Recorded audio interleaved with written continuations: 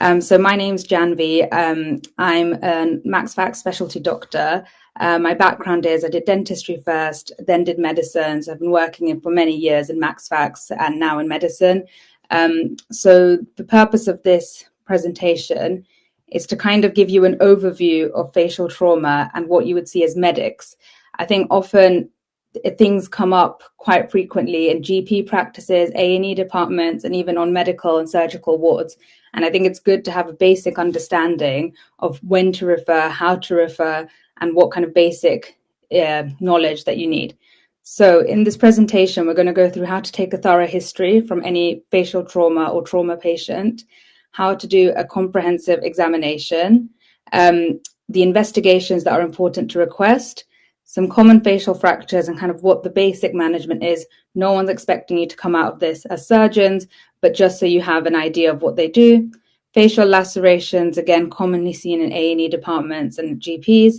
And then finally, a little bit about dental trauma, because I think it's becoming more important as NHS dentistry changes. Perfect. So as I was saying, facial trauma commonly presents to both emergency departments and in primary care. Obviously, more advanced facial trauma will be redirected to major trauma centres. However, more basic trauma can come to any A&E department. Due to the proximity of vital structures in the head and neck area, it's essential that you assess these injuries appropriately and escalate when needed.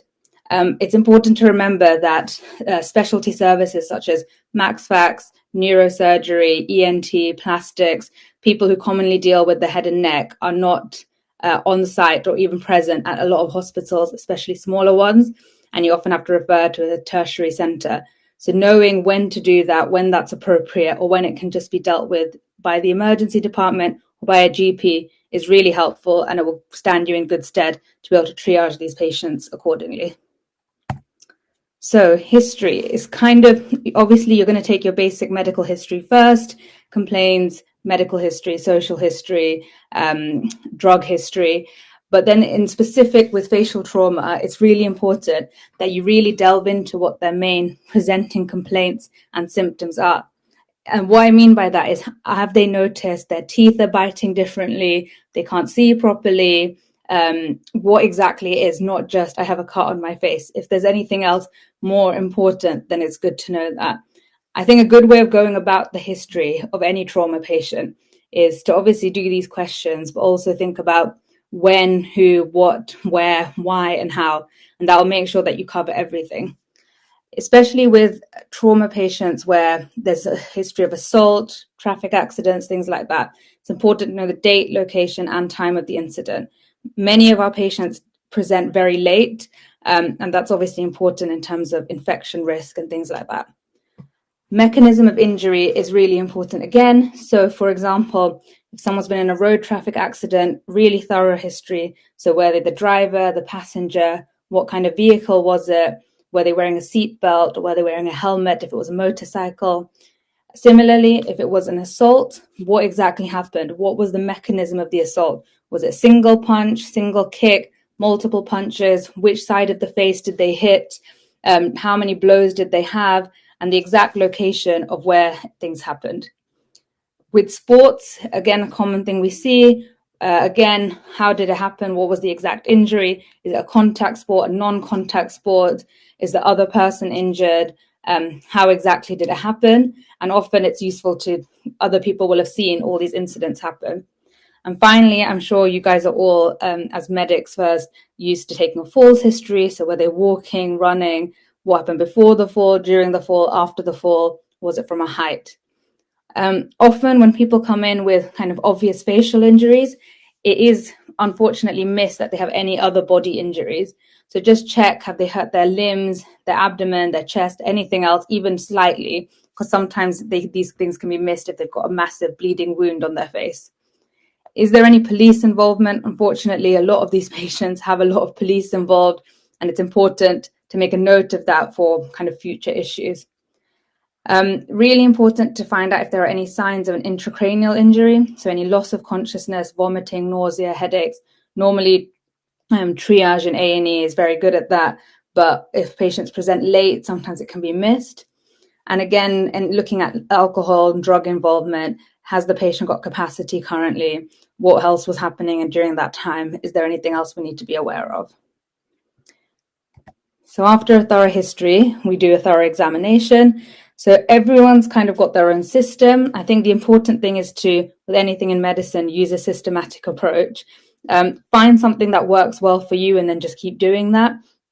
Obviously, at the beginning, it's really easy to miss things. So the way I've done this is systematically to work down the face, which I think works well. So you just make sure you're not missing any important structures or anything like that. And it's really important to do this for specialty referral. So for example, if you get to the cranium and there's an obvious skull fracture, of course, you need to call neurosurgery immediately. If there's things that need to go to plastics, max fax, ENT, it's really important that the examination kind of guides your referral appropriately. And that will just make you a more confident doctor, and it will also give the specialty more confidence in your referral as well. So what we'll do next is I'm going to go through each of these in a little bit more detail. Obviously, if there are any questions, any comments, anything like that, just pop it in the chat and I'll try to answer it as we go along. So general inspection, I would like to say, first of all, start with obviously the patient in front of you. Look at them front on.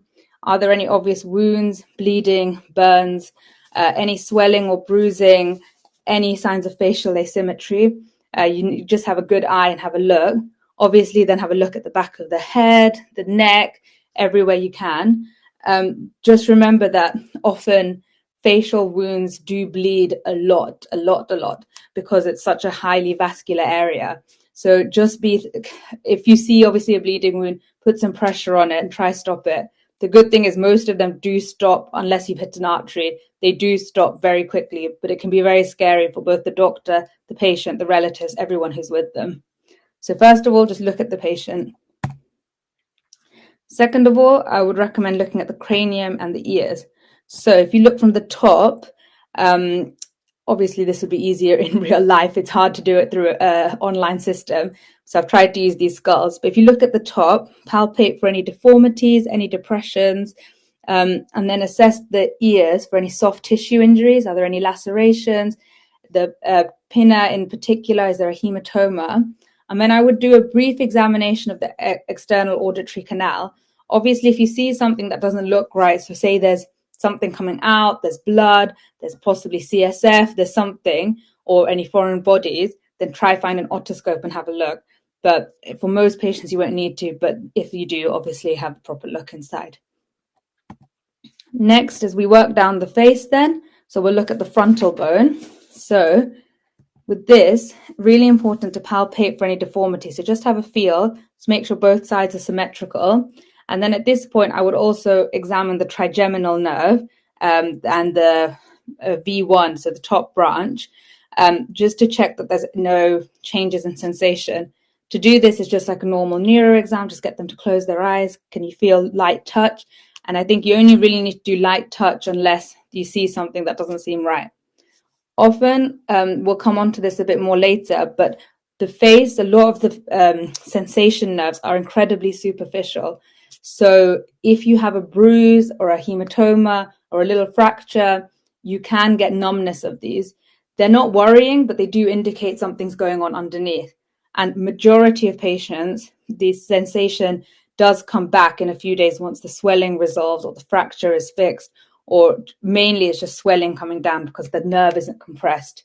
And it's really common in all areas, to be honest, of the trigeminal nerve.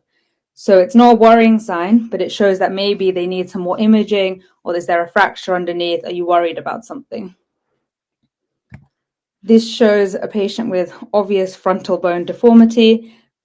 All frontal bone fractures need an urgent CT scan, but we'll come on to why that is later on. Okay, next we'll look at the orbit, and this is normally the bit that medics are very good at because obviously we examine eyes quite frequently, but there's some things to just keep in mind when doing it for trauma. So most of the time I get a call from the A&E Reg SHO saying we haven't been able to look at the eye because it's swollen. When people have a black bruised eye, it's really difficult. I'm sure you've all seen patients where their eye is so swollen they can't even open it. It's really important that the first thing we do is get this eye open because this could be kind of vision saving. And the way I like to do it is most of that swelling is normally emphysema from either a fracture or just air getting in through a wound or something. So you can get 2 cotton wool rolls and just pry the eye open. It will be painful for the patient, but just tell them, I need to do this really quickly just to check. And even if you don't have help and you can't check everything, just check that they can see out of that eye. That is the most important thing. Have they lost vision? Is their pupil okay? Is there any subconjunctival hemorrhage? So just make sure you look at that really carefully. It's really important to do it, because sometimes even if you refer to a specialty, ophthalmology or max fax, it's going to take some time for them to come. And if the patient's vision is going, then unfortunately you'll be the one to blame if you don't open the eye. So it's really important. Just get 2 cotton wool rolls and just slowly pry the eye open. It's good to have a helper at this point, because one of you can pry the eye open and one of you can check things. After you've done that, if you examine the eye for any subconjunctival hemorrhage, so any redness in the white bit of the eye, often this is nothing. As we know, this can be caused by many things, but it can be an indication of an orbital fracture. Then I would palpate the periorbital tissues to look for emphysema, tenderness, and especially at the bottom here, just look for any step deformity. So is there anywhere you can see that there's an obvious break?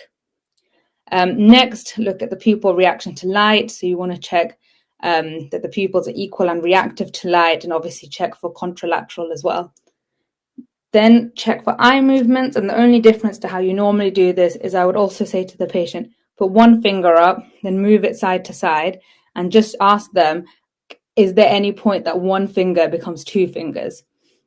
This is important because we want to assess the muscles and if there's any entrapment as well. And again, it's not worrying, but it can indicate that there's a fracture underneath. So just get them to move their eye and just say, is there 1 finger still or 2 fingers?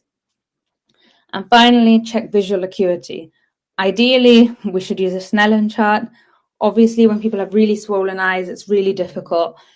So then I would just try do counting fingers or whatever you can in the moment, just to check that they have some sort of visual acuity.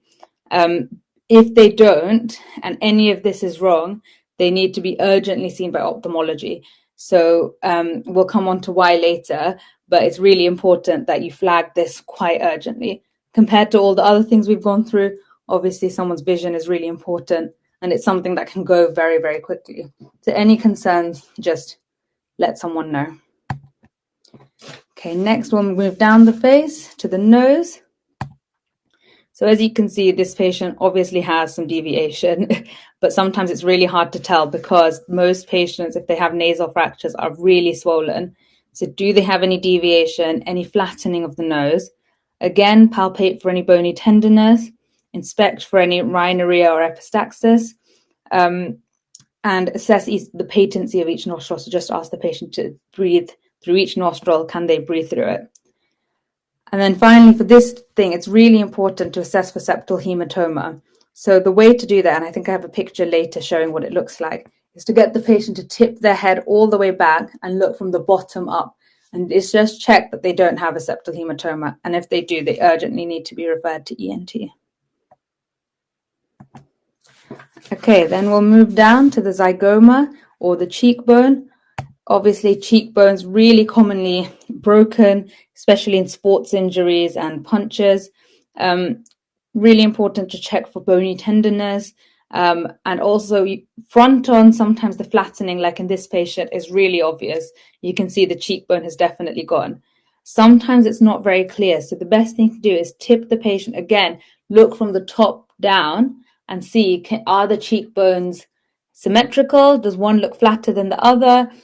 Just basically, whenever you're doing this examination, you're just looking for symmetry. Something's off with the symmetry. Unless the patient's known to have it, there might be something going on. Finally, for this stage, also inspect for trismus. So just get the patient to open their mouth and move their jaw side to side, because sometimes the mandible and the zygoma are in very close contact. Sorry, I am rushing through this because I don't want you to do that much of an examination, but just stop me if there are any questions in specific, okay? So next we'll go on to the maxilla. So again, just moving down the face. So there are 2 steps to the maxilla when you're examining it. You need to look outside the mouth and inside the mouth. And I think as medics, we're often quite bad at looking inside, very good at looking outside. So first of all, just start simply by palpating for any bony tenderness. Is there any deformity, any facial asymmetry? This patient, again, it's obvious there's some facial asymmetry. After you've looked from the outside, then you want the patient, one more thing on the outside is check again for the trigeminal nerve in this area. So you want to check infraorbitally and all around the lips. Then get the patient to open their mouth. You want to check for mobility of the maxilla by just holding onto the palate and trying to move it forward or backwards. You only want to do this once, really, because if they have an unstable maxilla fracture, you can hit more blood vessels and cause bleeding, but it does need to be checked once. If someone's got unstable maxilla fracture, obviously they're at risk with their airway. So if it's very unstable, you'll need to call for some help. Then when you're looking inside, just look for any defects or tenderness of the hard palate. Is there any bleeding, any cuts in the hard palate? Are there any missing or fractured teeth that can indicate something? And then finally, assess for malocclusion. So are the teeth meeting correctly? But we'll come on to this in more detail when we look at the bottom teeth, because obviously you can do both together. So next we'll go on to the mandible. So the mandible is probably one of the most commonly broken bones in the face. Really, really common after falls, assaults, really, really common. So I think the best thing to do again is split it into extraoral, so outside the mouth, and intraoral. Outside the mouth, make sure to palpate both TMJs. Just check there's no pain. Assess for numbness. This is really important in the mandibular branch of the trigeminal nerve. Do they have any tenderness, any numbness or funny feeling in their lips, their chin, their teeth, or even in the angle of the jaw? Then I would say palpate for any step deformities or bony tenderness. Sometimes if you can feel here that there's a step, obviously there's a fracture there. Then you want to assess their mouth opening. So ask the patient to open as wide as they can and then measure that in millimeters from the top incisor to the bottom incisor. Normal mouth opening should be about 35 to 40 millimeters. So just record it and so that people know. Obviously, people with mandible fractures can't open their mouth very wide, but sometimes it's only because of pain. So it's difficult to determine, are they not opening their mouth because it's painful, or are they not opening their mouth because there's an actual obstruction? And you can just try pry it open slowly. And if you can physically pry it open, but it's causing them pain, you know it's not because of a broken bone, it's just because of the swelling. It's so painful. And then obviously look for facial swelling, deformity, anything obvious that you can see from the outside. Then we move on to the inside. So this person obviously has an obvious facial deformity, obvious mandible fracture. Get the patient to open their mouth and first of all look under the tongue for sublingual hematoma. If patients have this, it's very, very likely that they have a mandible fracture. And it's also something to keep in mind that this can swell quite significantly, quite rapidly. So you need to keep an eye on their airway as well. And finally, you want to check their occlusion. Obviously, it's difficult if you're not a dentist to look at this because you're not sure what normal teeth look like, but it's quite easy. You just look at the level of the teeth. Are they all on one level? Or as you can see in this picture, there's an obvious step. Also look at, is there any bleeding from the gums or any tears in the gums? And then ask the patient to slowly close their teeth together, really slowly. And if they can't, then just say, is there somewhere where your teeth are hitting where they shouldn't? And the patient, before you can even see this, the patient can definitely feel it. If you've ever had a filling done or you've had braces, you know that if your teeth even move a millimeter, you can feel it in massive detail. So you can imagine if you have a break, the patient will know more than you will know. So just ask them, does it feel funny? Why does it feel, what feels wrong? Okay, so that's the examination side done. Are there any questions on that? I know it's a kind of a whistle-stop tour, but I think if you can do that much, then you're doing very well, and you'll be able to find the problems very, very quickly. So just let me know if there are any questions in the message box, okay? Then we'll move on to investigations. Obviously, in an ideal world, we should do an examination, then investigations. Were often in A&E, busy A&Es and things work the other way. The most basic investigation that you can get for the teeth and the mandible is an orthopantogram or an OPG. This is an X-ray that's done by a big machine, goes all the way around your head, captures the mandible and the top teeth, and makes a 2D image of that 3D thing. Obviously, your face is not flat, so it's not as accurate, but it's really good for looking at any dental trauma or mandible trauma. You can obviously mandible fractures or broken teeth, or if we'll come on to this in our next lecture, but any abscesses or decay, things like that, it's really good. The next common X-ray that we get is a PA mandible. Often it comes up in your request system as X-ray mandible. And this is really good at looking at fractures specifically of the mandible. And we'll come up onto why that's important as well. You can see this one, there's an obvious break there. Something I should have mentioned, sorry, is for both of these investigations, an OPG and an X-ray mandible, the patient has to be able to stand to do it. So if your patient can't stand for any reason, they've got a broken leg, they're unconscious, something else, then you'll need to get a CT scan instead. They have to be able to stand because the machine can't go round otherwise. Okay, next are facial X-rays, or officially called occipitomental views, but I think it comes up in most request systems as facial X-rays. So these are two X-rays done at two different angles. And basically it looks for fractures or deformities of the midface and the orbital floor. So it's looking at the cheekbones, the maxilla, that you can see here, the eye sockets really well, just looking for any breaks there. Okay, and these are done quite frequently because obviously the radiation is a lot less, but quite often these days we're jumping straight to CT scans because these can be very difficult to read, and it's very hard for A&E doctors to read these. And obviously a formal radiological report takes some time. Finally, we have CT facial bones. I think the most important thing for medics to know is if you have a patient who is having a CT head anyway, there is no point then saying, oh, and we'll get some X-rays, just do CT facial bones and CT head. Because it's really annoying when a little bit is cut off and then they need to be re-radiated just to get the facial bone. So just request both of them. It's useful for obviously more complex facial injuries and surgical planning. And if the patient is unconscious or can't stand, then this is probably your best port of call. So now what we're going to do is I'm going to give you a brief overview of the common fractures that we see, and how quickly you have to escalate them, what the management is, how they're dealt with, just so you have a basic understanding and you can warn your patients as well. So orbital fractures are really common, mainly because the bones of your orbit are designed to absorb shock. So they break before the eyeball can get damaged. So when you have an impact to this area, it's really common for one of those bones around the eye to break, because it actually protects the eyeball. Most commonly, there are four walls in an orbit. I know it's round, but anyway, you have the floor of the orbit, which is also the roof of the maxillary sinus. You have the lateral wall of the orbit, the medial wall, which obviously connects to the nose, and then you have the superior wall or the roof of the orbit, which is also the base of this brain. So it's really important to know that all of these places have two connections, the eyeball and something else as well. So patients will commonly present with swelling and bruising around their eye. It's essential, like we said, that you look at the eye in a lot of detail.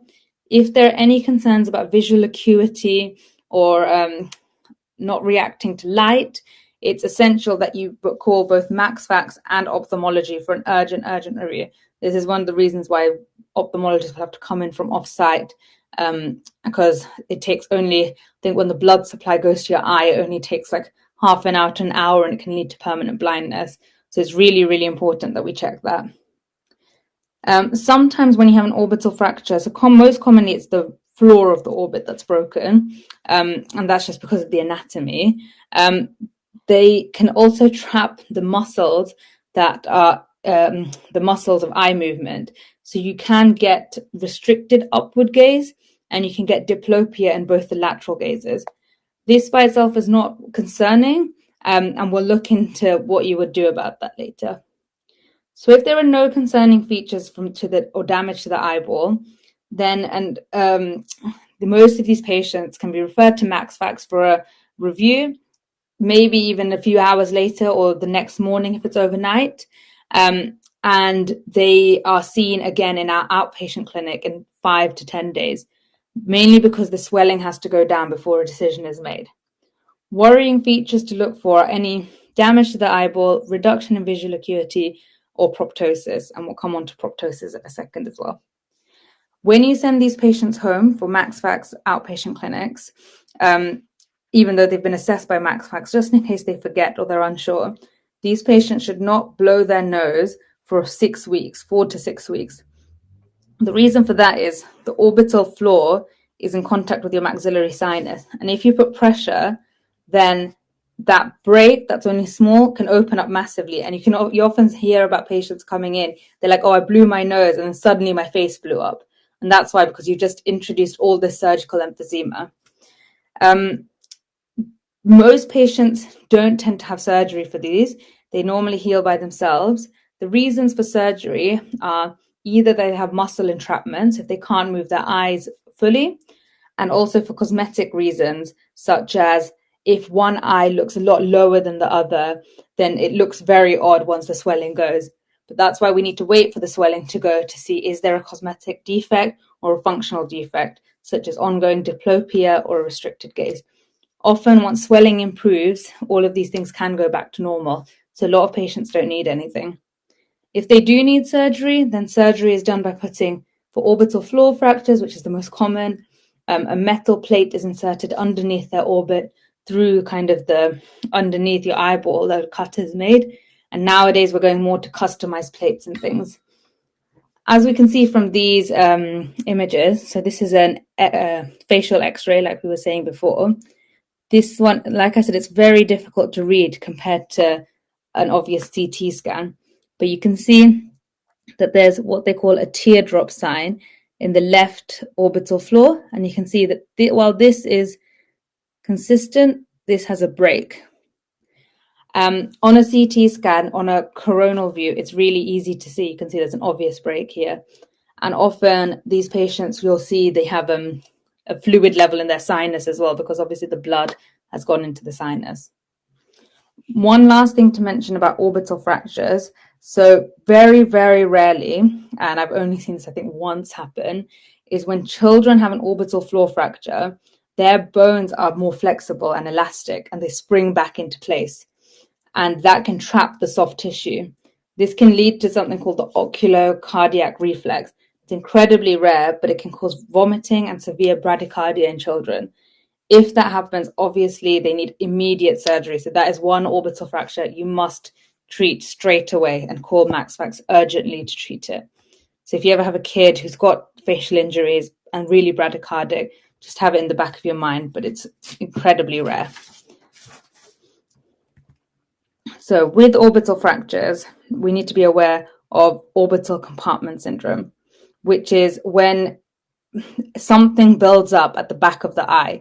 Now, normally in trauma, this is blood, but it can also be air if they have severe emphysema, or it can be, in other cases, it can be things like tumors and masses that compress behind the eye. This is really important. This is a MaxFax and an ophthalmology emergency, must be treated within half an hour. So the signs to look out for are loss of red vision, decreased visual acuity, a tense and painful eye, proptosis, which is why we're saying it's really important to look from the top, is one eye further forward than the other, reduced eye movements, and a fixed and dilated pupil. The fixed and dilated pupil is a really late sign, so don't rely on that. If you have anything, normally most patients, you'll just be able to see they've got a really tense and painful eye. And if you do a CT scan on these patients, they can say that there is a risk of a retrobulbar or hemorrhage or an orbital compartment syndrome, because they can see the blood that's gathered at the back. This needs urgent decompression to get rid of this blood, and it's done through a lateral canthotomy, where basically a cut is made just on the lateral aspect of the eye to allow all that blood to come through. So just lateral to the eyeball. As you can see in this patient, it's obvious this eye is swollen, it's tense, it's proptosed, it just doesn't look quite right. And you can see here how out it is. A lateral canthotomy, it really depends on who can do it, depending on what kind of department you're working in. This isn't something that can be transferred to a tertiary center because it needs to be dealt with urgently. Commonly, ophthalmology can do it, MaxFax can do it, or most ED consultants can do it as well. Obviously, depends where you work. If it's a trauma center, ED consultants do it more often. But it's essential that you find someone. It's not very difficult to do. Once you've done it like once or twice, you can do it. But it's really, really important that you escalate this accordingly. So that's a brief run through of orbital fractures. I think the main takeaway is that needs a thorough examination just to check there's nothing more serious going on. And most of these patients can come back to outpatient clinic for follow-up. Nasal fractures, there's that picture again, obvious deviation. And this is what I was saying about looking at septal hematomas. So this, you can see this obvious swelling on both sides. That needs urgent referral to ENT. So isolated nasal fractures are obviously really common. They're not normally seen by anyone else. They're normally managed as an outpatient with ENT, where they can see it after soft tissue swelling has resolved. Someone's just asked, how do you perform a lateral canthotomy? Let me just go back one slide and I'll show you. It's basically what you do is, I can't explain in that much detail because obviously it's hard online. And you can look up videos on YouTube, but you give a little bit of local anesthetic. Hoping you can see my cursor. You give a little bit of local anesthetic just on the lateral aspect of the eye. And then you open the eyeball up and you just do, with a scalpel, you do a cut all the way down to bone, just lateral to the eyeball.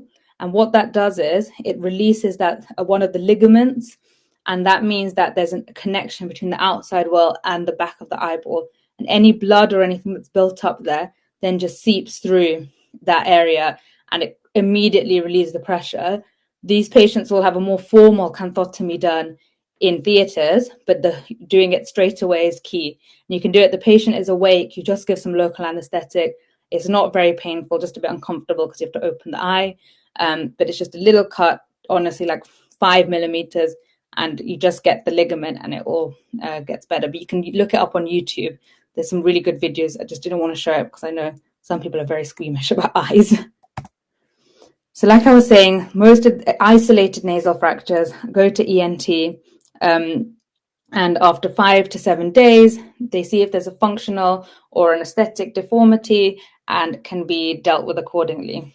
If needed, someone's asked how long after the nasal fracture are they seen in outpatients? So I think normally every hospital has their own protocol, but I think normally it's within 5 to 10 days.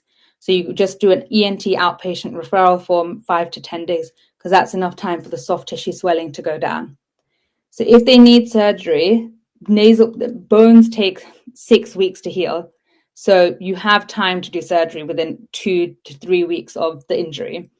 And most of them will be put to sleep with a general anesthetic. They have an MUA, so manipulation under anesthesia. So you just push the nasal bone back into the right place. Sometimes you have to put a tool up into the nostril to get it perfectly aligned. And then you have a splint put in. The splint then stays for about 6 weeks to allow the bones to heal in the right place. And it's really quick surgery. They're asleep for about 5 to 10 minutes and it's all done. Like I said, septal hematoma is an emergency, needs urgent incision and drainage because it can block off the blood supply to your septum and it can become necrosed. If the patients have multiple facial fractures, so a nasal fracture and something else, zygoma fracture, mandible fracture, anything else in the face, these are normally dealt with by MaxFax because ENT don't do other facial fractures. So if you have a patient who's got loads of different things going on and they're coming to MaxFax clinic anyway or being reviewed by MaxFax, they don't need to be seen by ENT as well normally because the MaxFax surgeons can deal with the nose as well.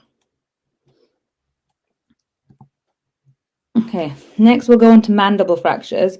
These are by far the most common ones you normally see apart from nasal fractures, but nasal fractures are very mild and nothing to really worry about. So signs and symptoms of a mandible fracture. So it's patients who have obvious jaw deformity. Once you've seen a mandible fracture, it's really obvious. You'll never miss it. It's hardly ever missed because the patient will just tell you, I've broken my jaw normally. They have pain and swelling in the jaw, an altered occlusion. So the patient will say, my teeth aren't meeting as they should. I can't bring my teeth together for some reason. Numbness or paresthesia of the inferior dental nerve. So that's in the mandibular branch of the trigeminal. So they'll say, I've got weird feeling in my lip, a numb lip, my chin feels odd. And that's because the inferior dental nerve runs just in your mandible. So if you break it, you always disturb the inferior dental nerve. Or when you have look at the inside of their mouth, if they've got a gingival tear, bleeding around any of the teeth in the lower jaw, or like we said, the floor of the mouth as a sublingual hematoma. So the main thing for mandible fractures from a clerking or a triage perspective is that all isolated mandible injuries, if they're not having a CT scan, they must get 2 radiographic views. So that's an OPG and an X-ray mandible. And that's because of the mandible shape, it's U-shaped, it's really, really common for it to be fractured in 2 places. And often if you do just one view, you can miss the fractures. Many, I think over 50% of mandible fractures will be fractured in 2 places. So when the patient is really worried, I only got punched once, why is my mandible broken in 2 places? It's because the way your mandible takes impact is that it goes across the whole thing. So you often, if you get punched on the right side, you break the right side and the left side of the jaw. Really common. So nearly all mandible fractures, and I think for your guys' learning, just all mandible fractures need urgent max-fax review, and they must be admitted for IV antibiotics, IV analgesia, and you keep them nil by mouth for an ORIF or open reduction internal fixation under general anesthetic. The way that's done in most places, they go on the E-list, the emergency list, they're put to sleep, and basically a cut is made on the inside of their jaw and plates are put to fix their mandible in the right place to ensure it heals appropriately. Often patients' teeth are never quite the same again because it's impossible to get it exactly the same. But we do the best that we can.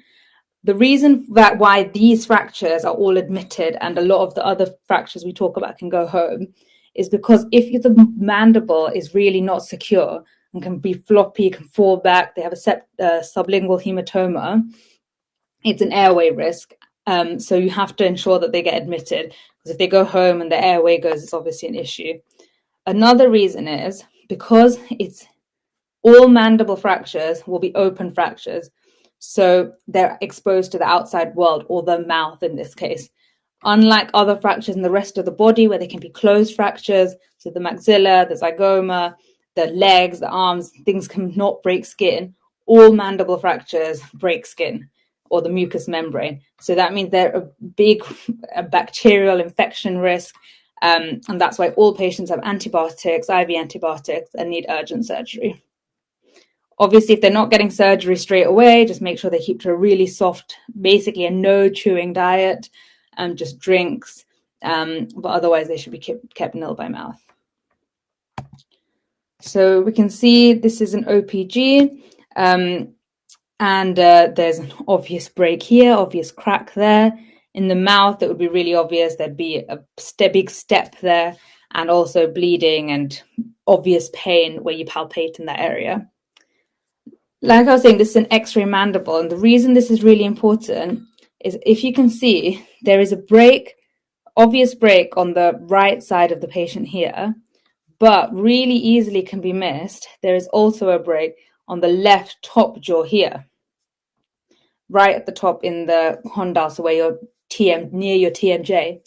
And why that's important to get 2 views is if you can see from the OPG X-ray, it doesn't capture that area very well because it's a 2D image. And often, if there's a little break there, it can be really easily missed. So it's essential that you get 2 views, check for any fractures at the top of the jaw as well as the bottom of the jaw.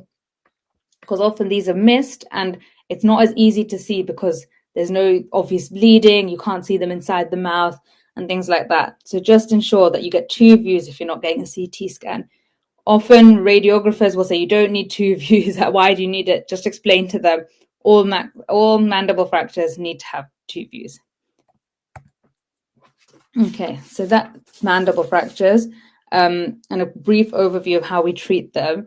If you do ever get a chance to sit in on a fixation of a mandible. It's really interesting. It's a really quick procedure, and it's really nice how it comes back together. It's almost like a puzzle. It just fits back together. After they have their, I'll just quickly go back. After they have their mandible fixed, same as the nose fractures, they take 6 weeks to heal fully. So you basically tell the patient you can't chew hard foods, no eating steaks or anything for 6 weeks, because you can dislodge that fracture. And once it's healed, patients can go back to eating as normal. These plates are never removed in mandible fractures unless they get infected. You can normally just live with them. So next we'll go on to midface fractures. And this is something that is kind of classified by someone called Lefort. I think the story is he was a French guy. He basically got loads of skulls, threw them off balconies, and saw how they broke. And what he found is they all tend to break in a similar way because there are areas of weakness in your skull. And it's probably for some sort of evolutionary reason. But most midface fractures can be classified by this Lefort classification. Only thing to remember is obviously humans are not that simple. They often have other fractures going on. So they normally have a Lefort and a mandible, or a Lefort and a zygoma, or something else happening. So a Lefort fracture involves separation of the midface from the skull base. And in radiological terms, to have this, you must have a fracture of the pterygoid plate, because that's what connects your midface to your skull. You're not going to be able to see this, but you'll see it reported a lot in CT scans, and you can see it on this image that pterygoid plate is just broken, but nothing to worry about for you. So Lefort fractures, Lefort 1 fracture is basically when the maxilla has detached from the top. So it's like a straight line, the maxilla is really mobile, that's what's happened. A Lefort 2 is when there's a horizontal fracture line across the bridge of the nose and then down. So it's like a pyramid shape. And that means the whole midface is kind of mobile. Lefort 3 only happens in really high impact injuries. And it's when there's a really high horizontal fracture through the nasofrontal buttress, the orbital floors, and the zygomatic frontal sutures. So basically, it's complete craniofacial dysfunction. So the top of your head is completely detached from your face. And this is obviously a lot more severe than the other two. The other two can normally go home, again, be seen in outpatient, just be warned of any red flags to look out for. But most high impact injuries will need to stay in because of the risk to the airway. So zygomatic fractures. So there are broadly two types of zygomatic or cheekbone fractures. The thing to remember is, I don't know how much you'll remember from your facial anatomy, but the zygoma is a really complex bone. It's actually got 4 connections to 4 different bones. Often they're called tripod fractures, but I think there's actually 4 breaks. So you can get a zygomatic complex fracture, which is where you fracture your zygomatic arch, the inferior orbital rim, and the lateral orbital rim. So you can see here that whole zygomatic bone has been fractured. Or more commonly, you'll see an isolated zygomatic arch or cheekbone fracture. And this is normally from like a sports football injury, being elbowed to the face. Obviously, that bone, as you can see on the CT scan, really thin, really prone to breaking. It happens really commonly. These patients are you can often see the fracture because they have a flattened cheekbone. And sometimes it's hard for you to see, but the patient will say, my cheekbone isn't right, like I look not right. And they'll know, and you can tell. And again, most of these patients they need to be seen by MaxFax, but most of these patients can be discharged home and brought back to MaxFax clinic in 5 to 7 days. Again, surgery is done for functional or aesthetic reasons. Most zygomatic complex fractures are treated unless they're very minimally displaced, but cheekbone fractures sometimes are left alone. If they do need fixing, it's a really simple procedure. It's something called a Gillies lift, where you actually make an incision in the temple and an instrument is brought down and you just kick it out. Again, these are things that can wait a few days, so it's not an urgent thing unless you're concerned about the eye or anything else, or the mandible not opening fully. Next, we'll go on to frontal sinus fractures. So you can see this is an axial view of a CT scan. The frontal sinus is obviously at your forehead. You have an anterior table, so that's the bit at the front. Then you have air, then you have a posterior table. The posterior table obviously is the entrance to your brain. So if you have a posterior table fracture, they need urgent neurosurgical input. Most of the time they won't do anything, but you need to put them on high-dose antibiotics and things. Anterior table fractures can normally be left for a few days. They might need some antibiotics still, and it's normally more of a cosmetic thing why they need to be fixed. But really, really important that you look out for these and escalate to neurosurgery if needed. But often the CT scan will say it's a posterior table fracture, refer to neurosurgery. So that's a brief run through of facial fractures. Again, as long as you can identify what do you need to image and what do you need to refer, that's really all you need to know. And then if you ever do a MaxFax job in the future, you'll learn a bit more about how they're treated. Let me know if there are any questions about that. Otherwise, we'll move on to facial lacerations. Sorry, I know it's a really long lecture and we're going through everything quite rapidly, but it's just a little whistle-stop tour. So facial lacerations, I'm sure you guys have seen loads of these, really common after falls, assaults, trauma, anything. And majority of these facial lacerations can be dealt with by an A&E doctor or an ACP in A&E. The questions you need to ask to see who deals with this are, where is the wound and are there any functional or aesthetic implications? So for example, places like the eyelids, nasal lacerations involving the cartilage, lacerations crossing the vermilion border of the lip, so where lip becomes skin, and anything in the neck will need specialist input for sure. Obviously, bigger lacerations will also need specialist input, or anything where we'll come on to it. When did the injury occur? This is important because sometimes people come in 5 days later, and obviously there's a high infection risk at that point. Is the wound clean or contaminated? So what exactly happened? Have they got glass fragments in there? Is there mud in there? What's happened? Really important, is there any damage to underlying structures? So any vasculature, so is there arterial bleeding? Any nerves that have been damaged are really important in this scenario. If they have lacerations, to check the facial nerve, to check all the movements of the face, to check nothing's been cut. And other structures, the main one to worry about is the parotid duct. So where your parotid gland sits, if they have a deep laceration there and you cut the duct, they can't produce saliva into the mouth and they'll get massive swelling. So the way to check that is just to look inside the mouth to check they're producing saliva. Is there any tissue loss? Can the wound be closed under local anesthetic, or is formal exploration and debridement needed under general anesthetic? Now, these are wounds that are obviously much larger, there's damage to underlying structures, or they're heavily contaminated. For example, they've fallen over, there's mud everywhere. Those ones need proper cleaning. And obviously, are there any underlying fractures? Because you might just do everything at the same time. There's no point patient having 2 general anesthetics. So closing facial lacerations, these are the options really. You can either do nothing, loads of facial lacerations, really superficial, don't need to touch them, they'll heal by themselves. Steri strips, if they're really superficial, just pop a steri strip on. Obviously in the face, some areas are a bit more difficult. You obviously can't put it near the lips or near the eyes. Glue, I don't recommend glue in the face because it scars really badly. The only situation where I would use glue for facial lacerations are in really young kids who are never going to cooperate and they're not big enough to warrant a GA or sedation. And finally, suturing them under local or general anesthetic. People are often scared of suturing the face because of the aesthetic implications. And if you do have a MaxFax person on site, it's really beneficial for them to do it because they're obviously the experts. But a lot of A&E doctors are really competent. They're really good at doing it.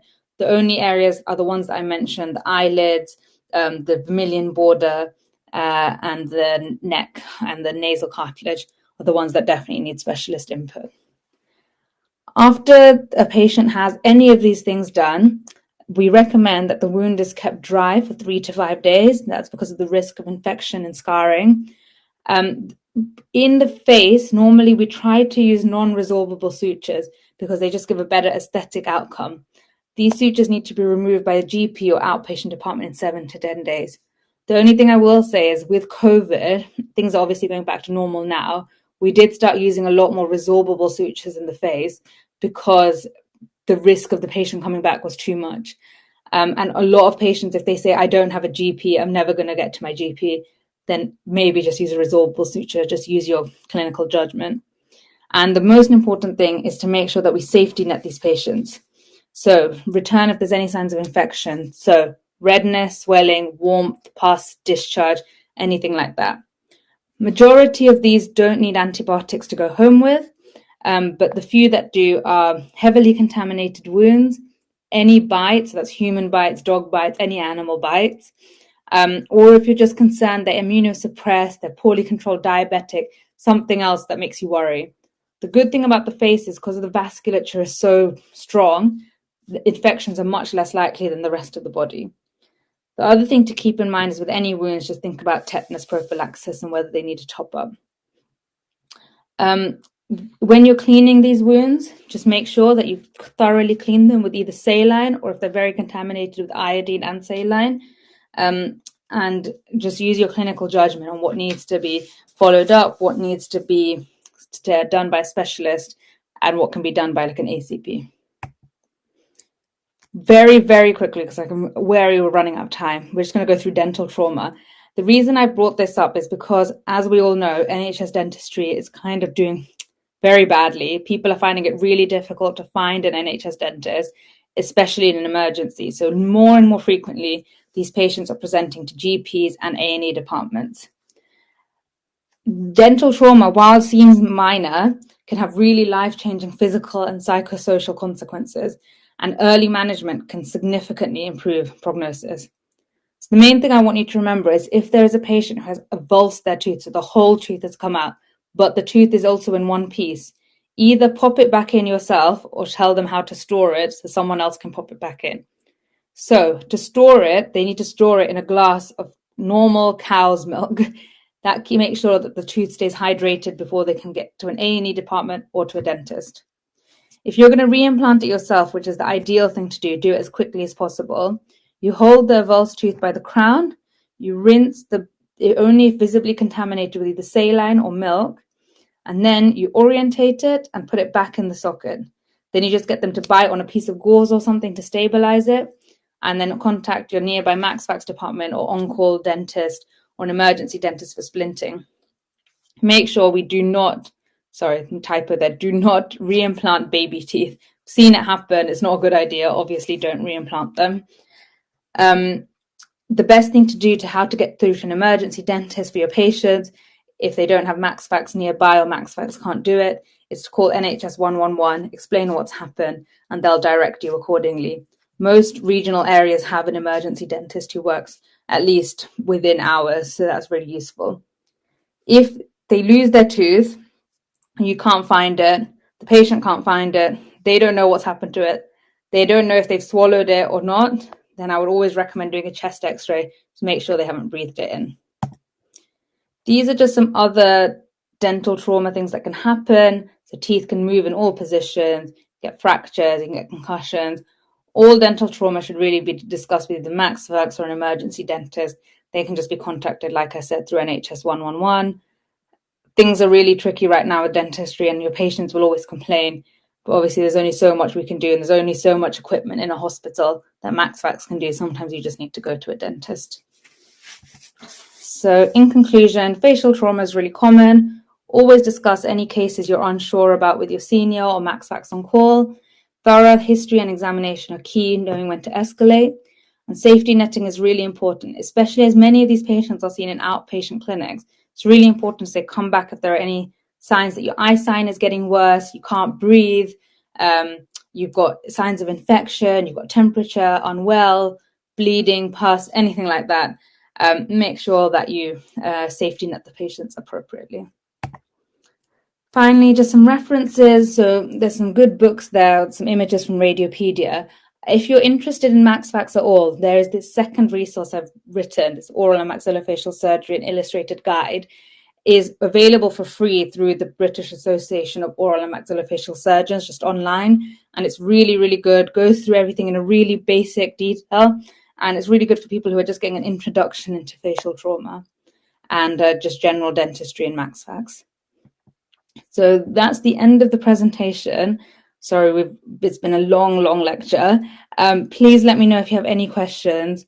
Otherwise, if you come up with anything or you're interested even in MaxFax as a career or exploring it a bit further, just email us at Mind the Bleep and we can help look into this. We've got 2 more sessions in this series. I think both are next week. So we're going to look at infections, which again, because of the state of NHS dentistry, are unfortunately becoming more common. And also then after that, we've got kind of a miscellaneous one looking at loads of different things. So yeah, any questions, just pop them in the chat. Otherwise, thank you very much for listening. I'll hang around for a few more minutes and just let me know if there are any questions that you have.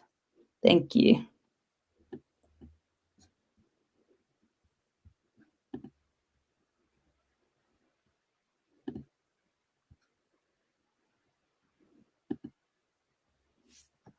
Oh, and finally, I should say you can get a certificate for this, which is really good for any surgical applications that you've shown an interest in surgery. And also, please give some feedback if you can.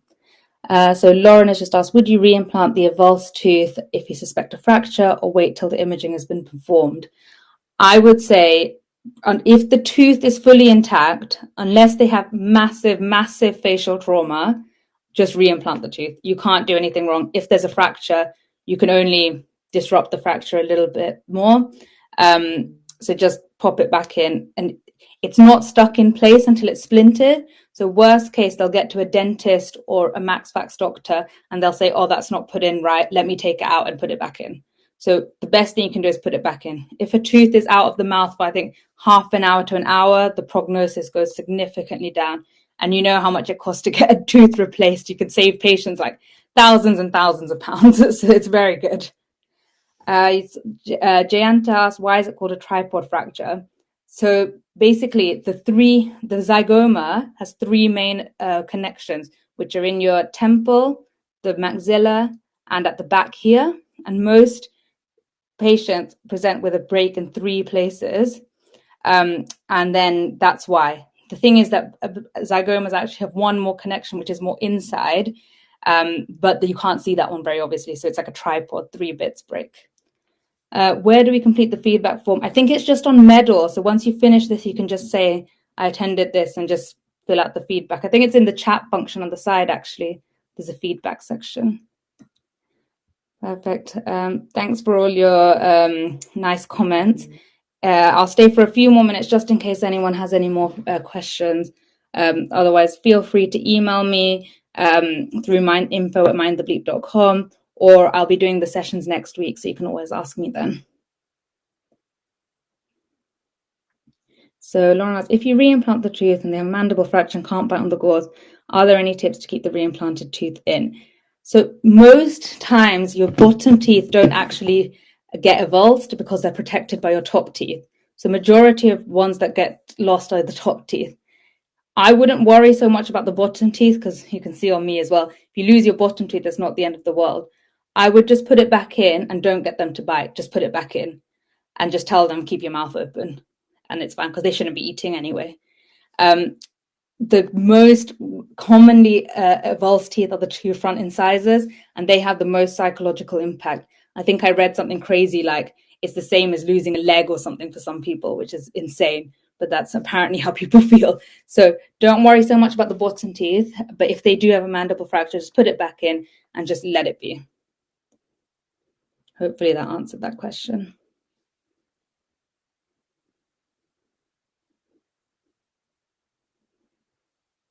No worries. Thank you very much for all your support. I hope to see some of you guys next week for the rest of our things. Otherwise, all the sessions next week will also be recorded. So just keep an eye out. We're also going to upload some more articles about MaxFax to the Mind the Bleep website. So keep an eye out for those. And I am obviously biased, but I would say it's an excellent career. So if this has at all sparked your interest, then just let me know and I can give you some guidance on how to get some more exposure to MaxFax and just trauma in general. Perfect. Okay, take care. Enjoy the rest of your evening. Bye.